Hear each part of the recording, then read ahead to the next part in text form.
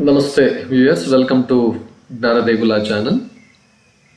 Today we'll try to understand the meaning of or we'll try to go to the meaning of this Atma Bodha, Shloka number 34.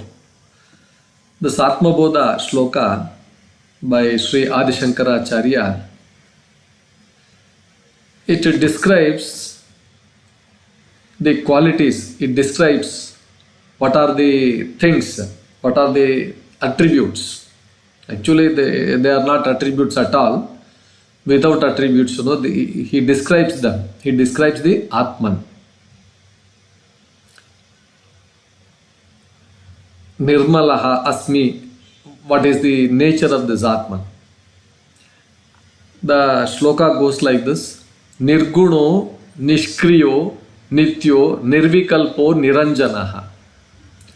Nirvikāro, nirakāro, nityamukto'smi, nirmalaḥ. Nityamukto'smi, nirmalaḥ.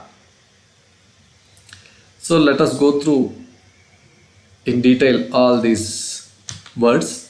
But before we go to the meaning of this shloka, I request you to please like, share and then subscribe to my channel. Thank you viewers. Nirguṇo. First he says, Nirguṇo, nishkriyo. What is that Nirguna? Nirguna, guna means attribute. If you add this prefix ni, it means without attributes.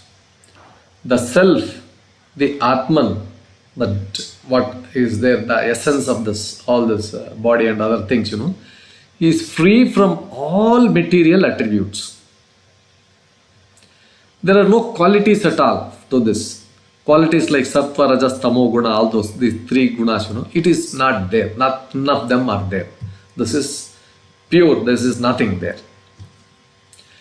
Nirgunam, Nishkriyam, Shantam, Nirvikalpam, Niranjanam. In this Mandukya Upanishad, it says how is this Jiva, or what is this essence of this Ātman, Nirgunam, Nishkriyam, Shantam, Nirvikalpam, Niranjanam. The self is attributeless, actionless, peaceful, without duality and pure. This is how it is described in Mandukya Upanishad. So the true nature of the self is beyond any qualities we perceive in the physical or mental planes. It is pure consciousness that transcends dualities. Next, he says Nishkriya. That means without any actions, it doesn't involve in any actions, it is just Sakshi. It is unaffected by activities of the body, mind or senses, whatever that happens. It is totally separate from all these things.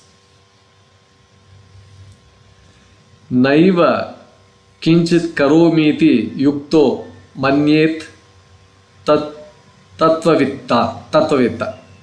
In the Bhagavad Gita it says, the wise one, they know the truth. They should think, I do nothing at all. See, here it is totally separated from all this physical body, all these mental activities, all these things are separate, and then this Ātman is separate. So he is there, sitting is only as Sakshi, he is only witnessing. All actions happen in the realm of the body and mind, while the self remains a mere witness. It neither initiates nor engages in any deeds. Now the next quality, or the next, it's not an attribute, it's Nitya, eternal. That means the self is beyond time. There is no past, present, future. Bodha, Bhavishyat, Vartamana, there is nothing. It is eternal, it is unchanging, it is unaffected by time. Ajo Nityaha, Shashvatoyam, Purano na hanyate, hanyamane sharire. In the Bhagavad Gita it is said. The self, it is not born. It is eternal, everlasting and ancient. It's not destroyed when the body is destroyed. If this body goes, this Ātman is not destroyed. This is what Bhagavad Gita also says. Nitya, eternal. Unlike the body and the mind, which are subject to birth, growth, decay, death, that self is timeless and ever existent. Then it is described as nirvikalpa. Nirvikalpa, that means without thought or desire. The self is free from all modifications of the mind, like thoughts, doubts, or imaginations. Anything, it's nothing. Nirvikalpam, nirabhasam, nityamuktam, niranjanam. The Viveka Chudamani, it says, the self is without modification, without reflection, and it is eternally free. Nityamuktam, eternally free, and niranjanam, pure. Vikalpa means thought, constructs, or imagination, or whatever that happens in the mind. Nirvikalpa means the state where the mind is completely still and without any mental fluctuations. Nirvikalpa. Now you have one more description of this Ātman. Nirañjanaḥ. It's totally pure. There is no impurity at all. The self is stainless. There are no stains, untouched by any worldly impurities. Niranjanam, nitya shuddham, nityamuktam, niramayam. The Viveka Chudamani also Adi Shankaracharya says this is.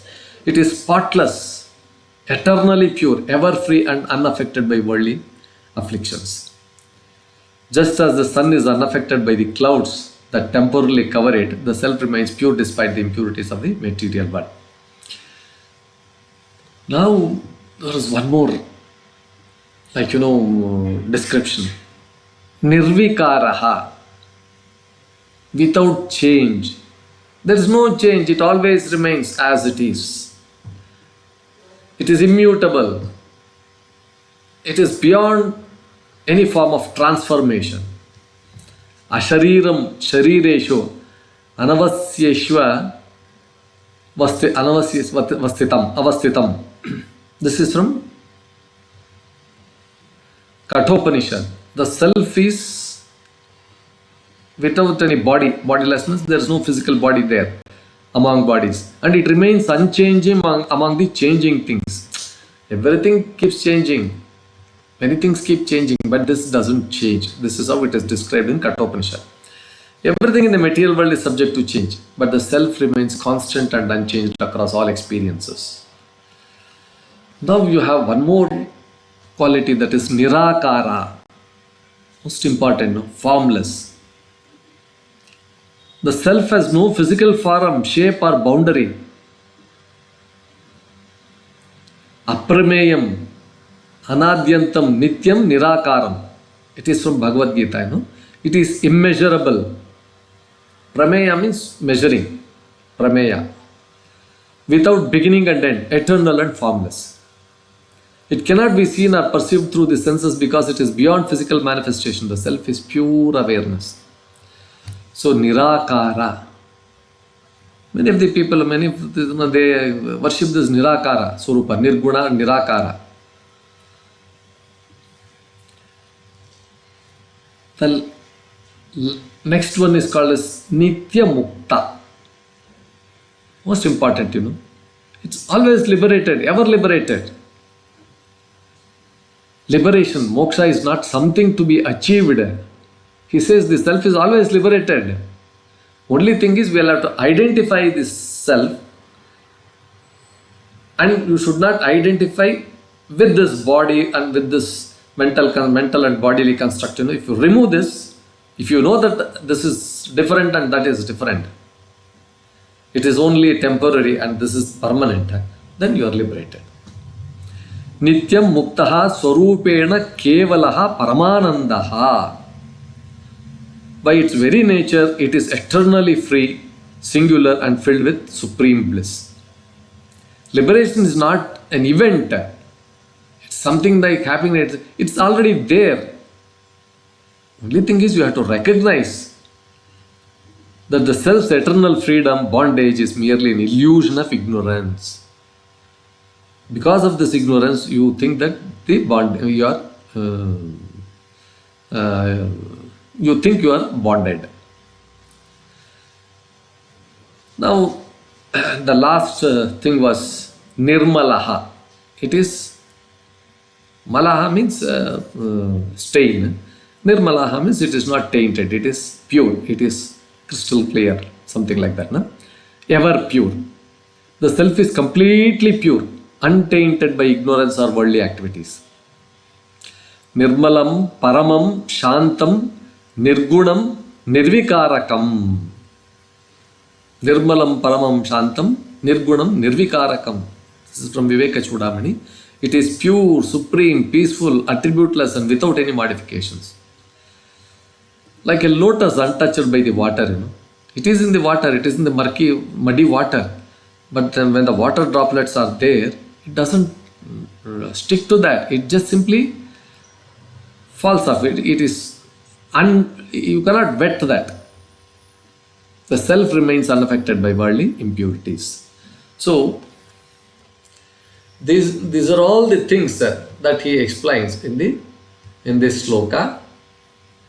Nirguṇo, Nishkriyo, nityo, nirvikalpo, nirañjanaḥ, Nirvikāro, nirākāro, nityamukto'smi, nirmalaḥ. Viewers, with this we conclude this episode on this shloka 24 of Atma Bodha by Sri Shankaracharya. Please like, share and then subscribe to our channel. Thank you for your valuable time in listening to this. Thank you.